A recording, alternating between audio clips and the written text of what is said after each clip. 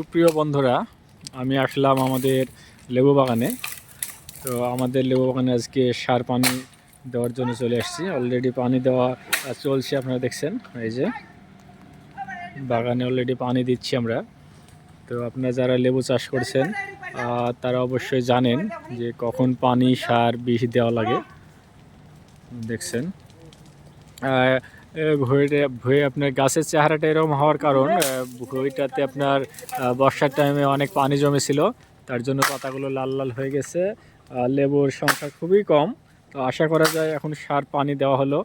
দেখছেন আপনারা, আপনাদেরকে দেখাই। এই যে সুন্দর ফুল আসছে গাছে, কেবল প্রত্যেকটা ডগায় ডগায় ফুল আসছে। আশা করি যে খুব ভালো হবে ফলন এবারও। তার জন্য আজকে সার বিষ দেওয়া হলো। তার সাথে দেখছেন পানি দিচ্ছি ভাই, আমি এই যে পাইপ পড়ে আছে অলরেডি, যে পানি দিচ্ছি। তো আপনারা যারা আবাদ করে অবশ্যই আবাদের যত্ন নেব। আল্লাহর রহমতে ভালো ফলাফল আসবে ইনশাল্লাহ।